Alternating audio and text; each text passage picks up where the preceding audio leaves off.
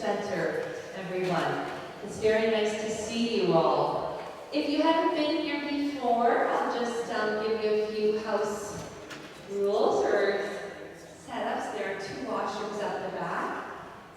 Just go through the far door over near the food booth, and there's also one on this side where the bar is. So tonight, we have a great show ahead of us. My name is Marianne Hogan, and I'm the program director here at the Kingsbridge Center. I've known Colleen for, I don't know, 25 years probably? I think so. Yeah, and she's been so involved in her community in so many different ways. We are so honored to have her here this evening at Kingsbridge.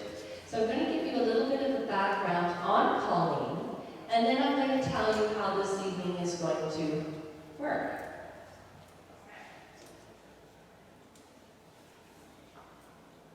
Colleen Maguire is a Goderich historian who specializes in unique ways to impart history. In the summertime, you will find her at the Huron County Jail in period costume portraying the jail governess, Mrs. Margaret Dixon, a role she has held for the past 6 years. In the winter of 2017 to 2018, she transcribed, researched, and annotated Jailer William Dixon's journal covering 1866 to 1872 for the Huron County Museum. As secretary on the Great Lakes Storm of 1913, a remembrance committee, she was a recipient of the Governor General's History Award for Community Programming in 2014. In 2018, she was awarded the Huron Arts and Heritage Networks, which is a heritage award to an individual for her volunteer work at the jail, her leadership for the Marina service at Knox Presbyterian Church, and the R.R. Sallows Gallery and Dixon Journal transcription. She is also the current chairman of the Huron branch of the Ontario Genealogical Society. Colleen is a much sought-after speaker on a variety of local history-related subjects. So tonight, Colleen is going to honor us with an appearance of Mrs. Dixon to begin the evening. As I mentioned, she has had this role at the Huron County Jail for several years now, and it's quite spectacular. She has a board at the back describing some of the things at the jail, and I worked at the jail as a teenager. It's a fascinating place to visit, and when you even go deeper into the history, Colleen is the person that you want to ask the questions to. So she's going to entertain us with a dialogue between the audience and Mrs. Dixon. We'll save your questions or your part of the dialogue till later, but she's going to be telling her story to you. That's probably going to last, I don't know, let's say 20 minutes, half an hour. And then we're going to have an intermission. And then we're going to come back, and Colleen is going to present us with the Huron County tragedy with her slides and her whole presentation that she does so well. Okay? So without further ado, I'm going to welcome Mrs. Dixon to the stage.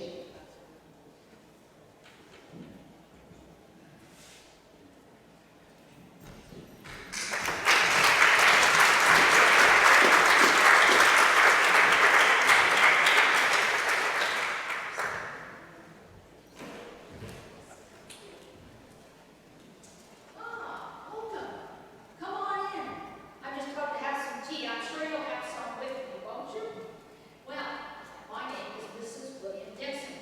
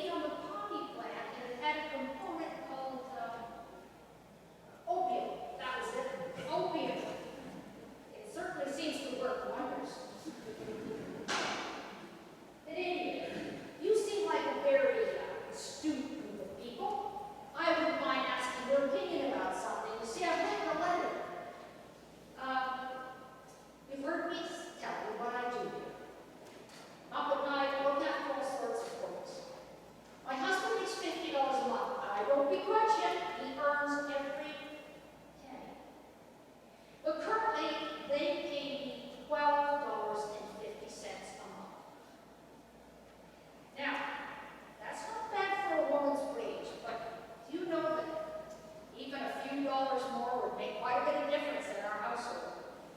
And so I've been writing a letter to the Huron County Council to see if they might consider giving me a raise. I don't think that's a bad idea, do you? Does anyone know anyone that might be on the Huron County Council that I can talk to? I think I'll send it. What do you think? Think I should send it? Yes. Oh, great. I think I will. So, need to tell you that I'm now 67 years old. And I'm finding those spiral staircases up to the top floor of this jail getting harder every day. But I can't see any retirement in my future. Oh my goodness, I forgot about the time. Oh, I have to go and make some supper for the inmates. Let's see, porridge and molasses. It's the same every night. It's very easy to make. You'll have to forgive me, but don't forget to finish your tea.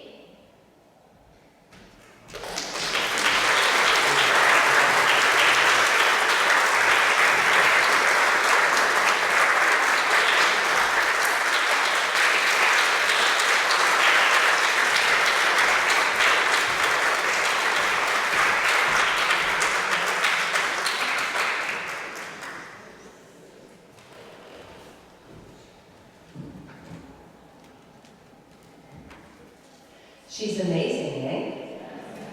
She makes that person become real. And I think that feeling of that every life has so much, right? And that we need to think about all those people that have passed and all that they added to our lives. It's incredible.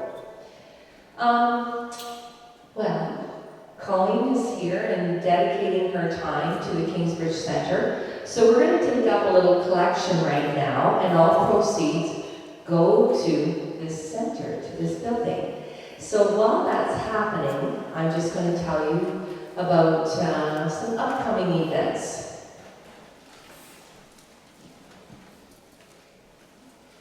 Okay, so before I do that though, this young man that we've got running some sound over here, and he's helped out with the lights, Liam Morley. I just want to mention that he is often, you can find him during the summer months, also behind the bars. What was your character again, Liam, this year? John. And you were, come out here for a minute. So Liam was John behind the bars, and what was you had escaped off your, okay, so, yes, and that was an offense, right?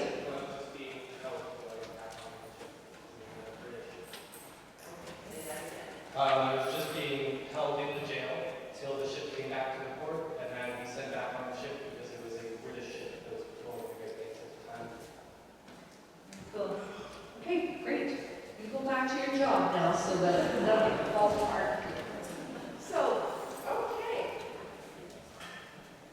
All right. Just as we're just going to do a little bit of this at this point, so Colleen can get herself all set for the next presentation. But so we have Soul Purpose coming here. It's a rescheduled concert from April. They're a lovely spiritual group, young people actually. I think there's about half a dozen of them. And they're coming Sunday, September 23rd at 7 p.m.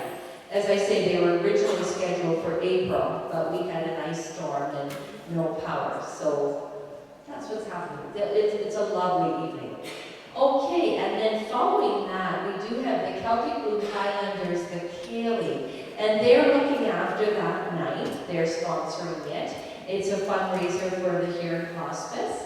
And I do believe, correct me, I don't know, I've got a few times, 7:30, 7. It begins at 7. Okay, so that's 2 weeks from tonight. And then also I wanted to mention to you that on October the 14th, we do have returning the Waterloo Regional Police male chorus, a Sunday afternoon concert beginning at 2 p.m. They are fantastic. They were here last year with John McDermott, and we held a Remembrance Day evening concert, and it was quite exceptional. And on that note, we do have tickets for John's concert at the back tonight. So at this point, we're going to take a little bit of a break, 15-minute intermission. Colleen's going to get herself all set up, and that's when she's going to do her presentation on the Huron County tragedy after the intermission. And I really hope you've enjoyed her story of Mrs. Dixon. It's quite incredible. Okay.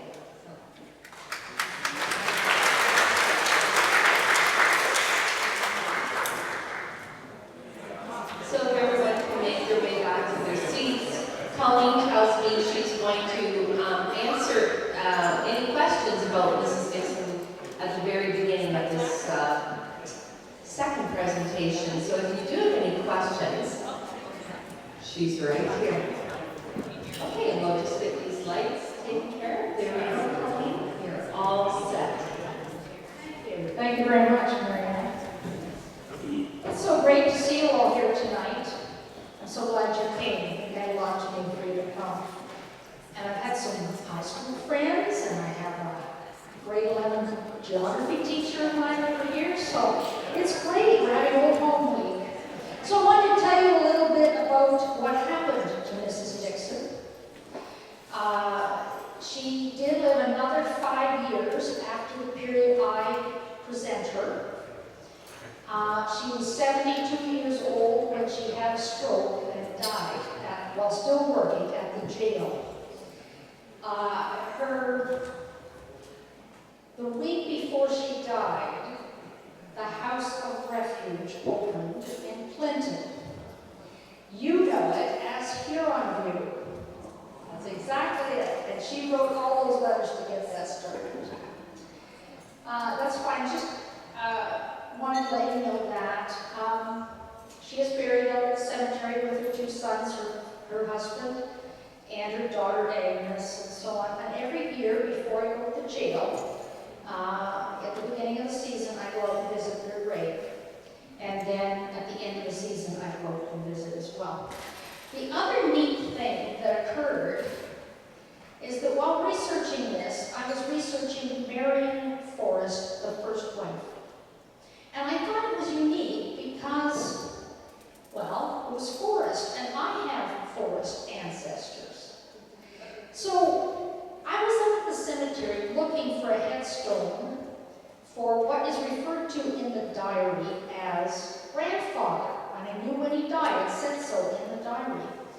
And I was looking and looking and couldn't find his stone. So finally I went to the log cabin at the museum and got the old 1986 transcript. And it was in it. And it told me what the headstones were on each side of the road. And so I went out and I'm like walking along and it's blank. And I'm like, well, where would a headstone go? Well, I had an ice pick in my car. Don't ask me why. Always have one. Here's one. So I went along in the ground where I thought a stone might be. Boom, boom, boom. The stone. It's one of those ones laying down. So I cut around it and I uncovered it lovingly, thinking, boy, I can hardly wait to tell this friend I made in Toronto, whose great-great-great-grandfather is Mr. Dixon, the journal. Wait till I tell her I found her 4 times great-grandfather. So I did it all up and I smoothed it off, and it says Carluke in Scotland. That's fine. So I told her, she was thrilled, it was exciting. I showed my brother what I'd done, because he's in genealogy, like worse than I am. It's an addiction. And he looked at it and he said, hey, that's funny, our forests are from Carluke too. So last Sunday, we confirmed that I am related to the first Mrs. Dixon, Marion Forrest. We are 3rd cousins, 4 times removed, and this person I met in Toronto, Susan Wilson, is my 7th cousin. There you go. So, thank you. So,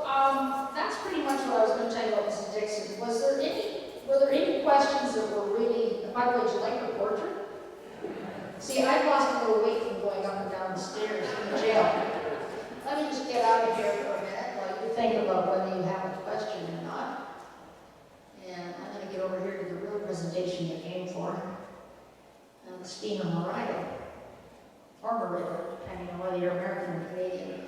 So let's just get that up. Are there any questions for Mrs. Dixon? Yes, Lynn. I thought it was very interesting that she actually wrote a letter requesting an increase in salary. Yes.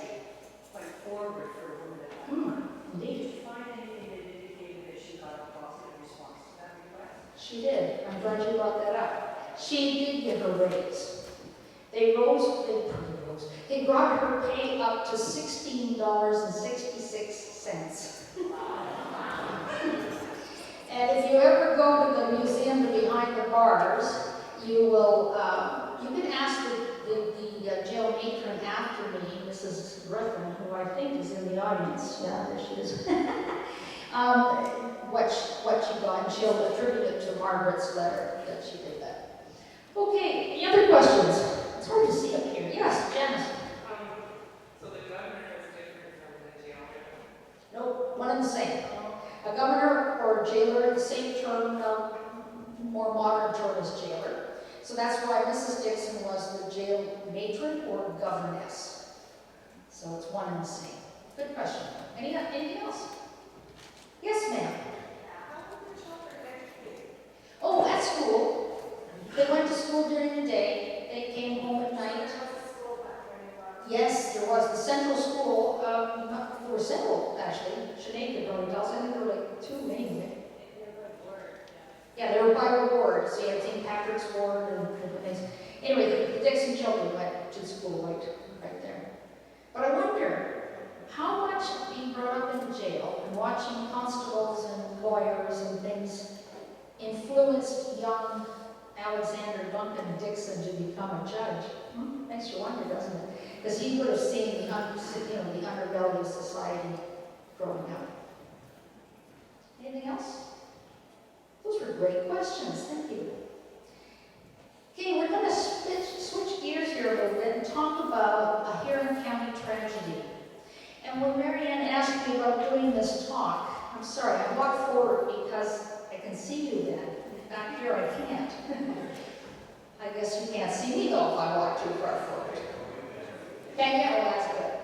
So, anyway, I said to Marianne, well, you know, the bigger tragedy than the Great Storm of 13 is the sinking of the Merida because of the loss of life and the impact in Kingsbridge and Goderich and Whitechurch.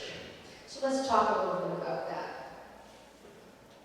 What happened was that one day I found this photograph on display at the Huron County Museum. And it's a composite. But it had no names on it that I could find anywhere. And then I was rummaging around in the Mariners service covered at Knox Church. And I came across a sheet of paper that had been photocopied of that other photo with the names written on it by hand, you can see. I also found this piece of paper. And it talked about each of the fellows. I now had names to go to work on. And the interesting thing is, Mark Roosevelt, I don't know whether you're here, Mark. Are you here? Wave your hand. No? Anyway, she found a year ago, found the same opposite photo in one of her relatives. And she has the same handwritten note in the original on the back of it. So that's obviously how this all connects together. So I decided to start researching this big disaster, which occurred on October the 20th of 1916, 3 years after the Great Storm of 13. And there's lots out there. I found things in the Duluth newspapers. I found lots of things in the Huron County newspapers. And now that they're digitized and online, it is so easy for you to find them. Just type in Merida and it will just bring them all up for you. And you can read about it just as if you were back there. This particular one talks about the 10 men lost, drowned in the storm in the lake, and so on. I know you can't read all that. I'm just kind of showing it so you kind of know what it's talking about. The biggest article was in the November 9th, 1916 edition. That's 3 years to the day after the Great Storm of 13. So I started creating a big spreadsheet, and I started putting all the guys on it, and I started seeing what was I missing. What did I need to research and find out?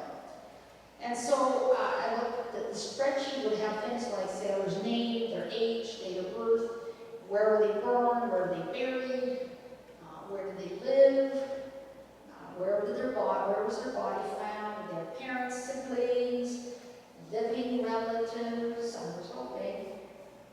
And also found this article, which is an Ontario Genealogical Society article in what's called Families. And this was by Donald Reed. Wonderful article. So I put an ad in the Signal Star and I leveraged social media and said, is there anybody out here who's related to these guys? And I named the 10 Huron County guys. This is what I came up with. Willie Bogey, so you know some of those people, right? So I want you to know this, so as you're looking at the presentation, you can think, I know these people. So Willie Bogey is related to Cam, Graham, Barry, and John Hoy. John Hoy's mother was a Bogey. Angus Graham, that's Doug Graham. And then Danny Nicholson, who's a nephew. He lives in, I think, Toronto. I haven't talked to him for a year. Oh, I hate it when I do that. Where did it go? Okay. Then, John L. Quigley and Wilfred Austin were cousins. You'll hear more about that. And they're both related to Margaret Roosevelt, who's big here at the Kingsbridge Center. And then John O'Callaghan, I never expected to find a living relative for him. And one day I came home and got a phone call from a Mary Ellen Clark in Detroit. And she said, I'm related to that John O'Callaghan. That was my uncle. So she heard about this presentation, like she wanted to come. She couldn't get her, talk her husband into it. But she talked every single day to me this week, thanking me over and over for bringing back the memory of this event and the guys that were lost. The Bogies were fantastic. They gave me this typewritten family history with stuff that's been lost to normal sources. And I was able to look up all kinds of things on it. And so I'm going to do a little brief thing for a minute. I want you to know, I'm going to get my pointer. Here we go. This guy right here with the beard, that's Captain Andrew Bogey. He was a captain of the Jenny Rumble. If that makes any sense to you. And this, let me think now, let's see. Then this is Peter and G, goes on to who else, but the one I really want you to know, Gavin Green, May Bogey, Aggie Bogey Green, she married Gavin, and let's see, Sarah Hawken, and then Martha Sallows. Martha's a half-sister of Reuben.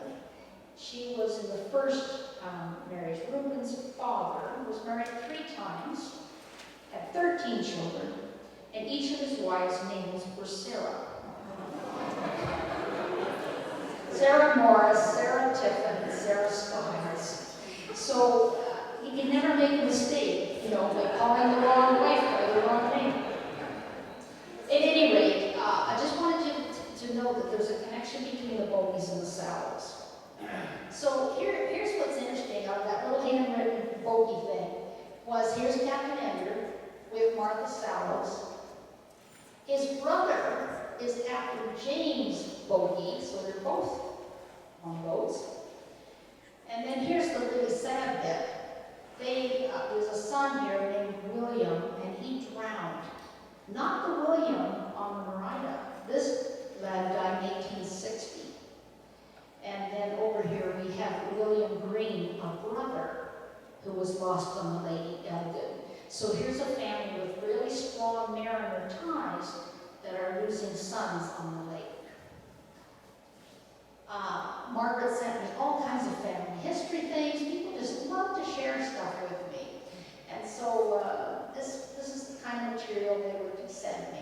So basically my approach in beginning this project was to get photos from a museum, Sal's gallery, handwritten notes, contemporary newspapers, I built a family tree for every single one of those 10 guys on Ancestry, and then let Ancestry mine the the data so I could figure out who were their siblings, who were their parents, where were they living in each of the census years.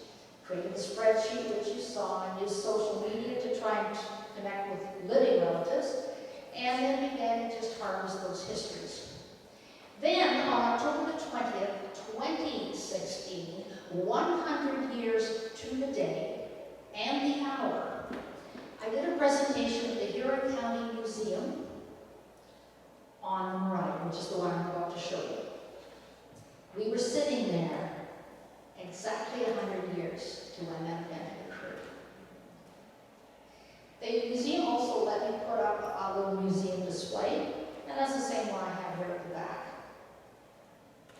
So let's talk about the Merida. Black Friday on the steamship, or Steamer Merida. So the thing that's different is that the Great Storm of 13 actually hit all the lakes. It started up in Superior, went down to Huron and Erie and so on. This storm, 3 years later, was only on Lake Erie. It had been a gale, it had freshened up to a hurricane. And we all know about hurricanes because right now the States is suffering under a big one. There were only 4 boats involved, unlike the Great Storm when 8 ships alone went down in one day on Lake Huron. So it's a smaller sort of thing that had higher tragedy value for the local people. 4 brave captains stayed with their boats, but only 3 would live to tell the story. 2 of those 3 were the only survivors of their crew, and a total of 58 sailors were lost. That just gives you the overview.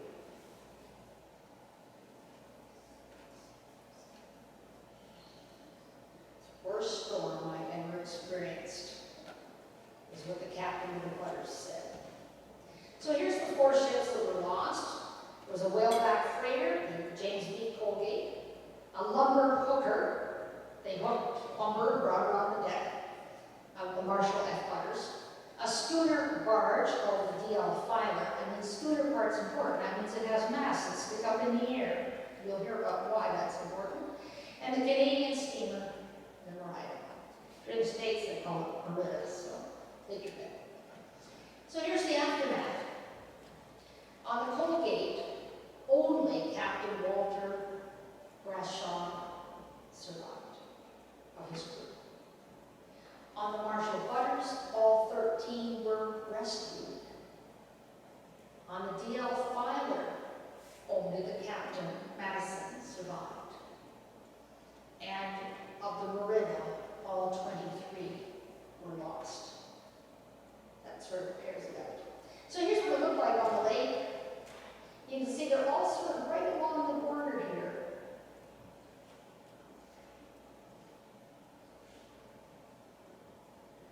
So if we look at this boat a little bit closer, just I want to see if I've done any of my notes here.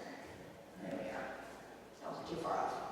So this is the James B. Colgate, and as I mentioned, it was a wheelback freighter. You can see the unique hull design on it, and it was named for James Huron Colgate, and he was actually a banking and brokerage firm. He was president of the American Steel Barge Company, founder of the New York Gold Exchange, president of the Colgate University, and member of the New York Stock Exchange. So he was a big guy, and he had this quote here.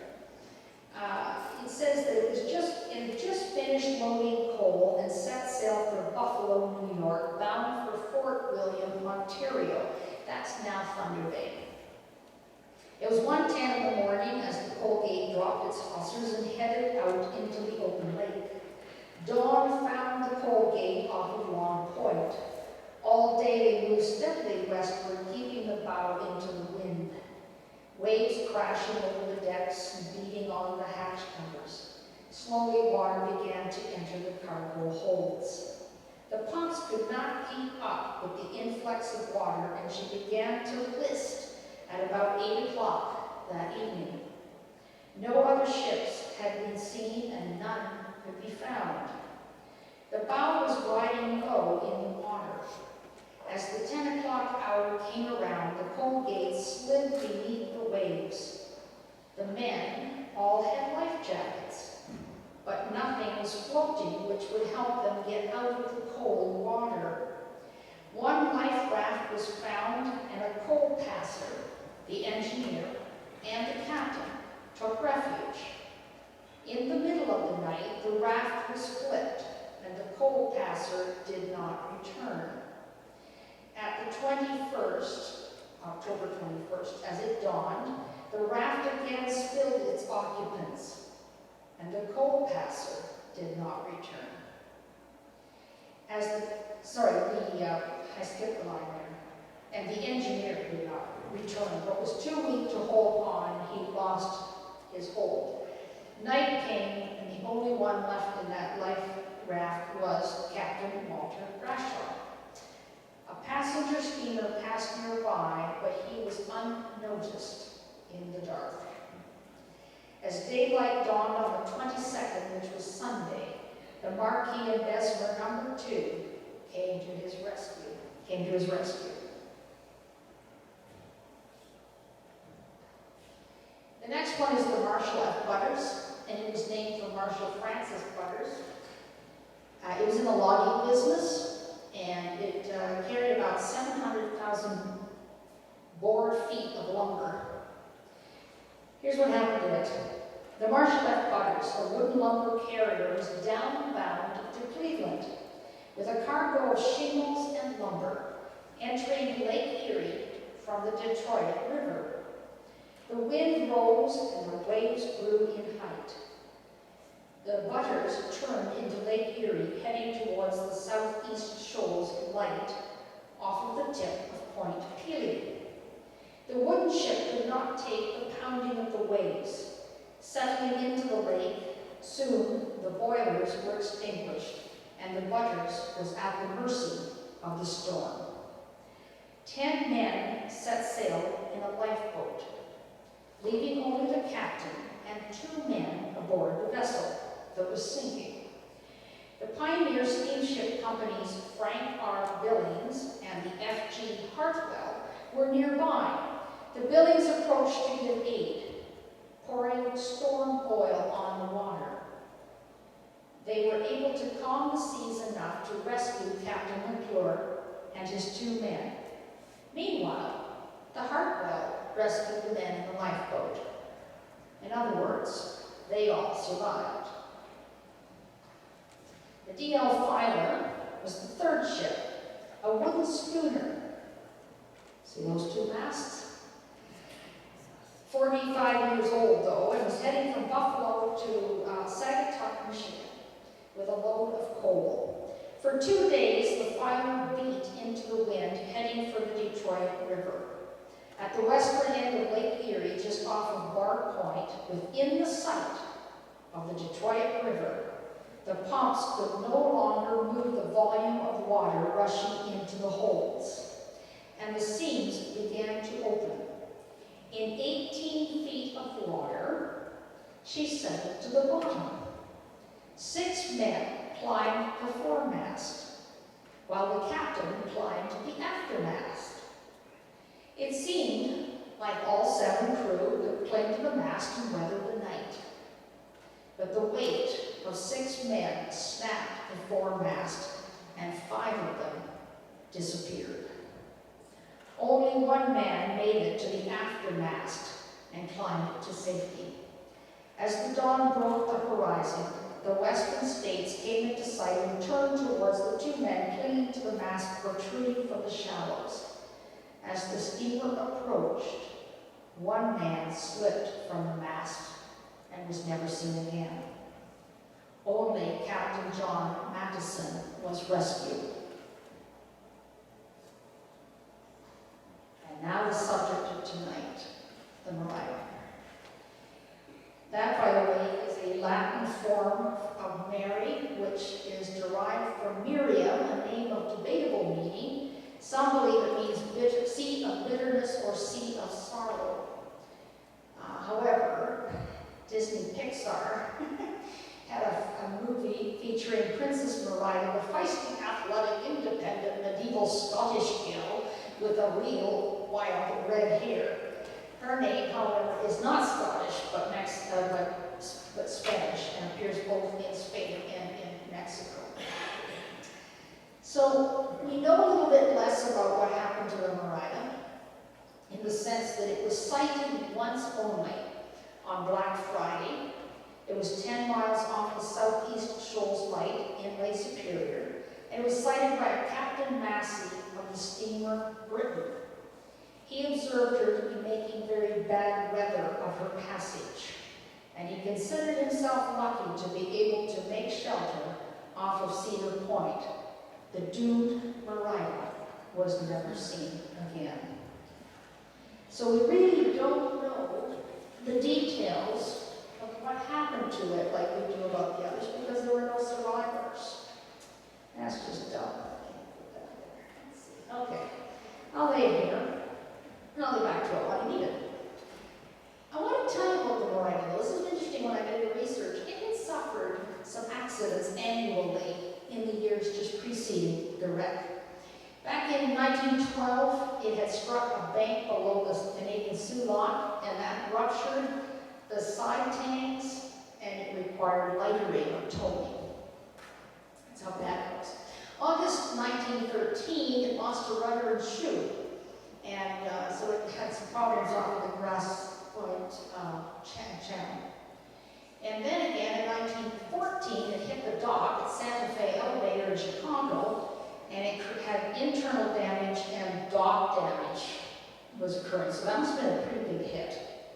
Makes you wonder, was anything weakened before that? The boat originally looked like this, with a stack in the middle.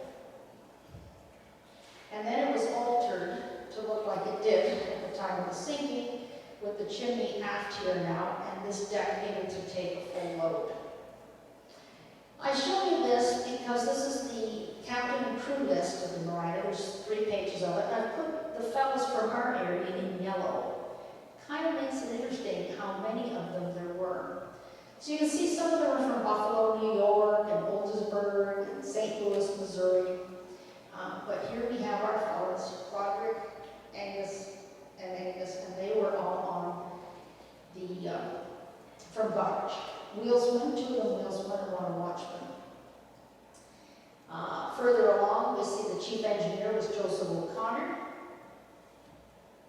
Then there was our fellows that we know from this area, Wilfred Austin, John Quigley, William Bogey, David Corbett, and Jack O'Callaghan. And Gordon Hayes. Now, I know Luke isn't from here, but he's got a Huron County connection. So it created this poster, which, by the way, if anybody's interested, I think I still have about 10 or so left of them. If you want one for $1, see me afterwards. This I show you because this is the death records, and I know you can't read it, but what it really showed me was the first time since the Great Storm of 13, where you see columns of the men listed as drowned on the same date, drowned on the same date, drowned on the same date. And if you're a genealogist and you go through, you realize this is really profound when you see that. So let's talk about our fellows for a bit. Roddy McDonald. Now, he was born, as you can see, in Goderich in December. Those were his parents, and I bring this forward in case any of you are related or know someone who might be. He was one of 8 children. They had big families back then. Lived on the back street, and he was a 28-year-old wheelsman, and he'd only been doing that job for a month. 1 month. His body was found near Port Rowan. He was a member of Knox Church, and Reverend McDermott conducted the funeral from the home. Well, those days they didn't do them elsewhere. They generally did them at home. And he's buried in the Maitland Cemetery in Goderich. The really sad thing is he already lost his brother, Donald McDonald, on the Wexford 3 years earlier. So here's two brothers, 3 years apart. Located his stone, and there you can see both Donald and Roderick listed like 13, 1916. Angus Graham Ray, he's another Goderich fellow. He lived on Orchard Terrace. He was a 34-year-old wheelsman as well, but he'd only been doing the jump for 2 weeks. So you have 2 wheelsmen, one with 1 month and one with 2 weeks of experience on this boat. Funeral home. Funeral was from his own home. He again was a member of Knox Church, so here we have the same minister conducting the same funeral service, civil funeral service. He was a member of the Odd Fellows, and he too is buried in the Maple Cemetery. And there you can find that stone. Steamer Merida. Kind of like this guy because sort of, he was like either part of a pipe band or something Scottish. And he looks like he's got a little bit of an attitude, maybe, who knows. Anyway, he was one of 6 children. He was 38 years old, and he was a watchman on board. He just joined the Merida 2 weeks earlier. So again, a little bit of inexperience. He was also living on Gloucester Terrace. He was neighbors with the other Angus. And members of the same lodge, and he was also a member of Knox Church. So Reverend McDermott had his 3rd funeral to conduct, and he too is buried in the Maple Cemetery. I haven't been able to find his stone yet, though. I'll go back to those 1986 transcripts, maybe. Davy Corbett. Davy, I kind of like him too. He's got that nice bowler hat and a little cookie duster. He was born in the U.S. I think Ohio, but I haven't been able to prove it. But he lived with his sister on Wolf Street in Goderich. I found him on the 1911 census, and he worked as a hostler, or in other words, looked after horses at the Union Hotel. So I got on Facebook and I asked the Goderich whatever happened to people. Where was the Union Hotel? It's where the tourist booth is now on Hamilton Street. And the little building behind it, that everybody wonders about, that was the stables for the Union Hotel. So that's where Davy would have worked. He was 47 years old and a fireman. That means he worked with the fire part of the steam engine on the boat. His funeral was also at his home on Wolf Street. And he's buried in St. Peter's Roman Catholic Cemetery out in Goderich with his sister, Sarah, and her husband. Now, 2 things I want you to look at before I change the slide. One is, look at his birth date. August 20th. He actually died on his 47th birthday. The other thing I want to show you is that this is a mystery I haven't solved yet. I found him in the U.S. with his little sister. Then I find him on the 1881 census in Colburn Township, and he's 11 years old, and his sister is 9. And they're living with the Patrick O'Mara family. Now, if that rings a bell with anybody, please come and talk to me later. I asked Margaret Rosemellon about it, because she's the local Kingsbridge historian, sort of, and she found that Patrick O'Mara's stone is back here in the cemetery behind the church. So there's something. Was he related? Was he an orphan? Did his parents die and he was brought there, worked on the farm? I don't know. But they stuck together, he and his sister, because they lived together until she was married, and then he boarded when he was working at the hotel on Hamilton Street. And I know, again, you can't read this from that distance, but this is a list of all the boarders that are living at on Hamilton Street and working at the hotel. And that's what the hotel looked like, apparently. I did also find him with a death index for Ohio. So he has a connection down there somehow. I haven't figured it out yet. John Leander Quigley. There's a name that will be familiar to you Kingsbridge folks, because he was born here in Kingsbridge. His parents were William and Johanna. Austin was her maiden name. He was one of 7 was 23. He was an oiler, so he'd walk around with an oil can and keep oiling the machinery. His body was also found at Port Rowan. Have you noticed pretty much all of them have been? He had his funeral mass here in this church at 9:30 a.m. on the morning. So think about that. You're sitting in the church where John Leander's funeral, and here we are 102 years later talking about him in the same church. And of course, his living relative is Margaret. So his funeral's at 9:30. Just keep that in mind. There's a stone just out back here. I found it and visited it 2 nights ago. Now here's Joseph O'Connor. He was also born around here. One of 5 children to Matt and Catherine. He was a 32-year-old chief engineer, and his body was found again at Port Rowan. Funeral mass was 10:30 a.m. Same church right here. So that was as far as I know, that's the only time that Kingsbridge has had 2 funerals back to back an hour apart related to the same incident. Now, I could be wrong, and somebody tell me if I am. I'm happy to acknowledge that. So he's buried back here as well. And I went and found his stone. Imagine that. There it is.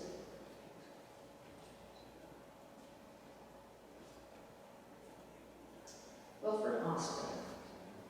Wilford Austin is the first cousin of John Leander Quigley, whose funeral was at 9:30. He was born here in Kingsbridge, 1894, to Philip and Mary Jane Austin. One of 7, 22-year-old oiler. But he moved to town. He was living on number 14 Anglesey Street, according to the 1911 census.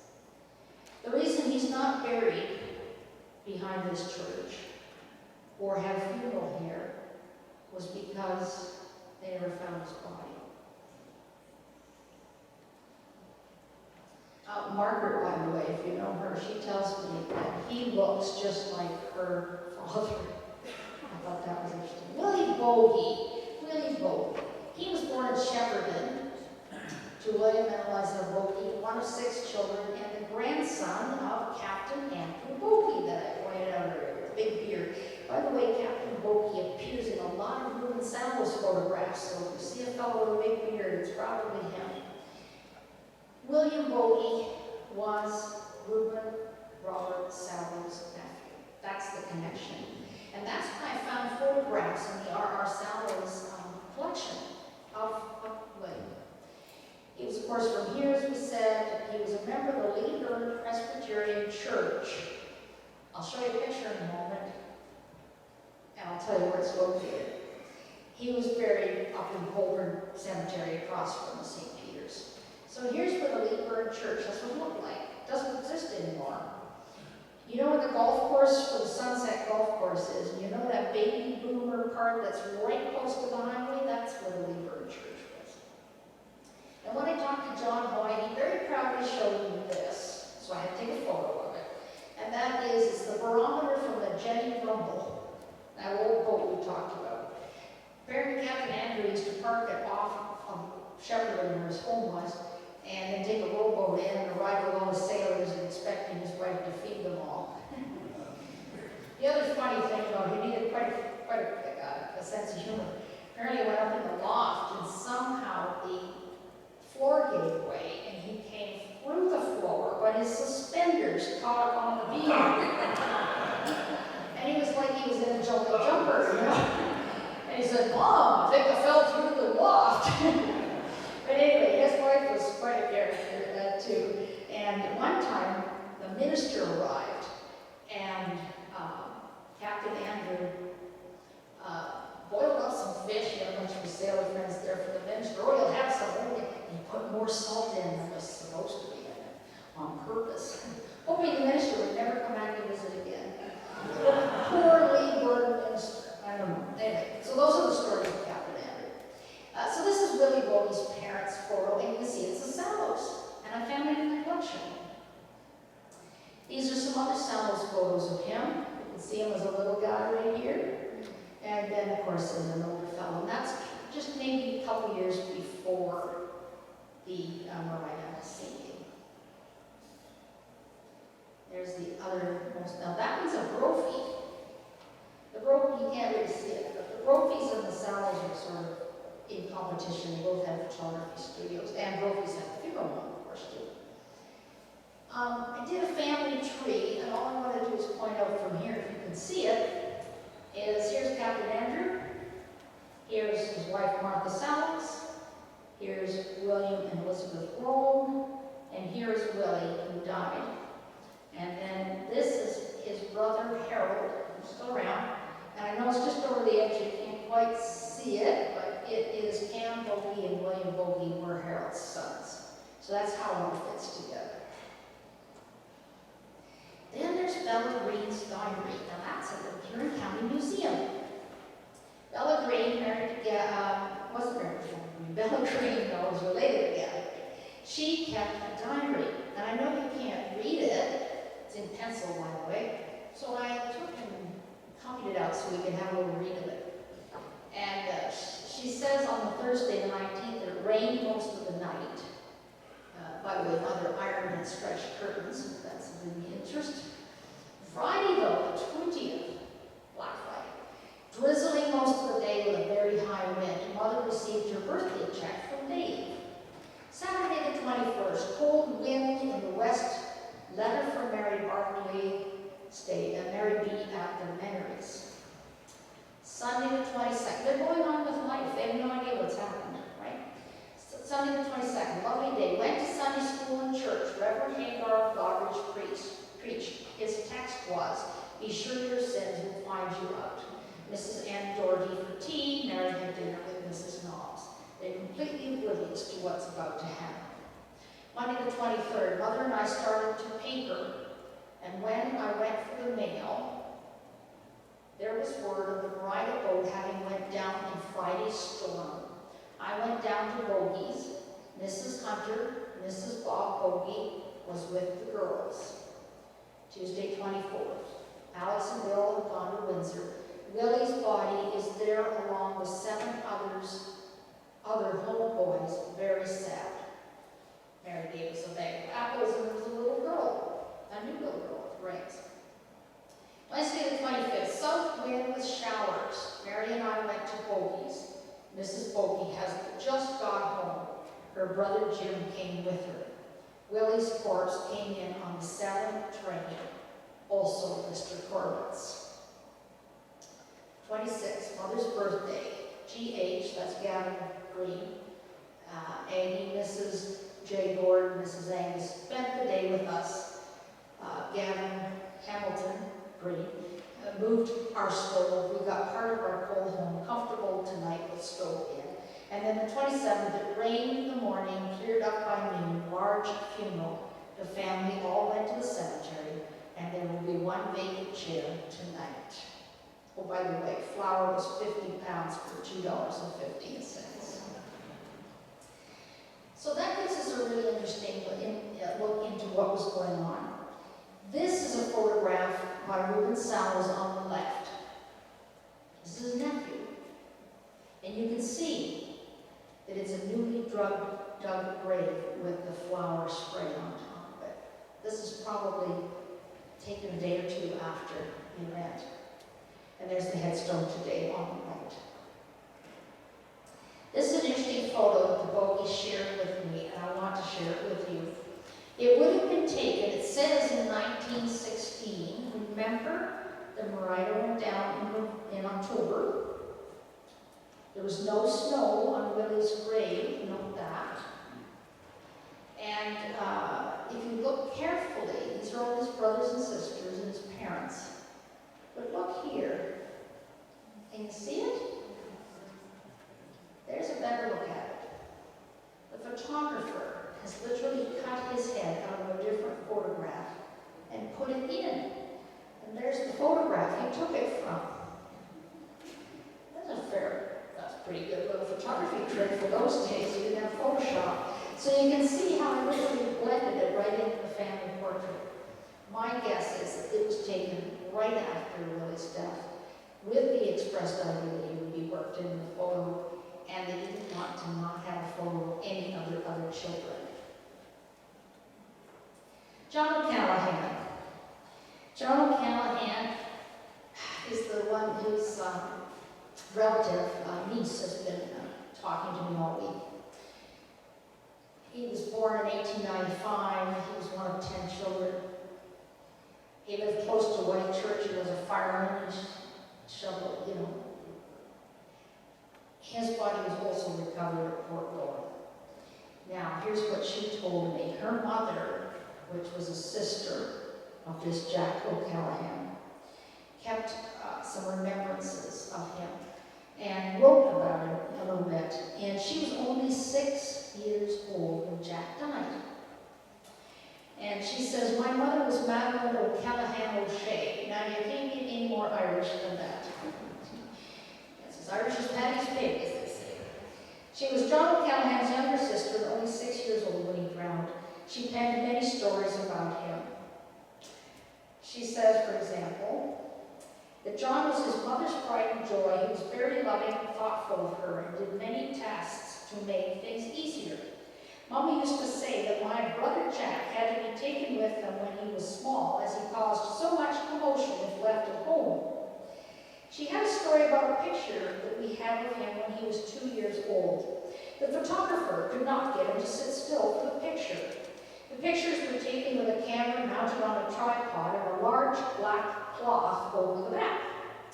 The photographer told him he had to sit still or there might be a bear come out of the camera. Jack said, oh, I will kick the bear. I have Mamie's shoes on. Apparently they had one pair of shoes between them. Her sister, that's who Mamie was, by the way. So this same sister wrote the following. The farms had to depend on their children to help ground, especially the older ones. The spring that Jack was in 8th grade, my father had to take him out of school as he had no one to help with the spring plowing and seeding. That meant that he could not try his entrance class, but Papa had no choice. The school teacher boarded at Martin's across the road from us, and she told my parents to send him to her at night. She would try and prepare him so he could finish. This was all voluntary, but she did do it, and he did pass with his class. My parents were eternally grateful. Every New Year's there was a big ball in Lucknow in honor of the poet Bobby Burns. Mama had a rule that her daughters could not attend the ball until they were 16 years old. The New Year's that year, Nell was only 15. She was sad that she couldn't go with the older ones because she loved to dance. My brother Jack coaxed Mama to let her go and promised he would take care of her. Whenever Jack said was talks with my mother, so Nell got to the ball as she wished.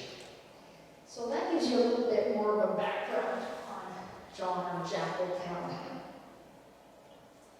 And there's his headstone. This same woman was telling me that the reason her mother moved to the States was because in the same family, 2 daughters were also killed in a car accident, just up near White Church. And she couldn't stay in the area any longer, and they moved to Detroit. We're almost there. William Dundas, he was from Turnberry Township, so I'm sort of just stretching it a little there. But he was one of 5, and he had moved already to Sherman, Michigan. But he did have a tie here, so I wanted to include it, but his body was never found. And then Gordon Hayes, he was born and raised in Park Hill. That's a real stretch. But he married Rhonda Hare from Goderich. They lived in Cleveland, and he was a 26-year-old seaman. And his body was also found in Port Royal. Now, the other thing that Mary Ellen told me, this is Jack O'Callahan's niece, was that her mother told her that the boys that washed up at Port Royal, that there was a lady lighthouse keeper, and I can verify that from the newspaper. But the part I didn't know until she had written a letter to Jack's mother, was that she had seen the bodies floating and went out in a rowboat and tried to bring them to shore. And she didn't want to do it. She was scared to do it by herself. But she knew if she didn't do it, those bodies would just wash away, and it would mean so much to the family to have them. And that 3 of the fellas' arms were linked when she got them close enough to the shore. Every year at Knox Church we have the Mariner service, and we've been having it since 1903. We didn't start with the Great Storm of 13. So on the 100th anniversary of the Great Storm, of course, we had a special service, and then on the anniversary of the Merida sinking, we had remembered that at that event. So keep that in mind every year. When you hear about our Mariner service, come and join us. Just watch now as I let these screens go through.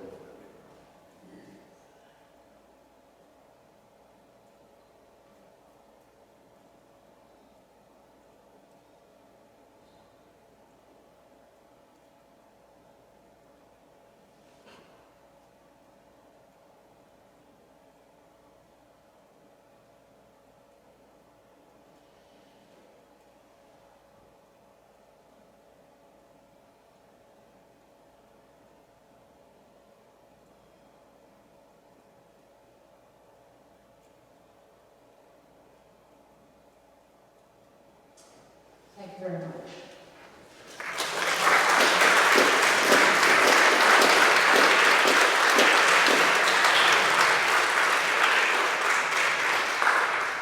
I know I've done a lot of talking tonight, but I appreciate you being here.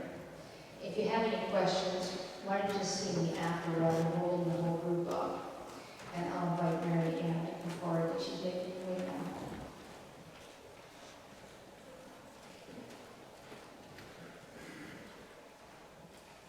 Oh, Colleen, you're such a gift to our community. I mean, you have to be so tenacious to search all that material out. It's a wonderful, wonderful contribution for all of us. Thank you so much for sharing your time, your knowledge, and your talents. Thank you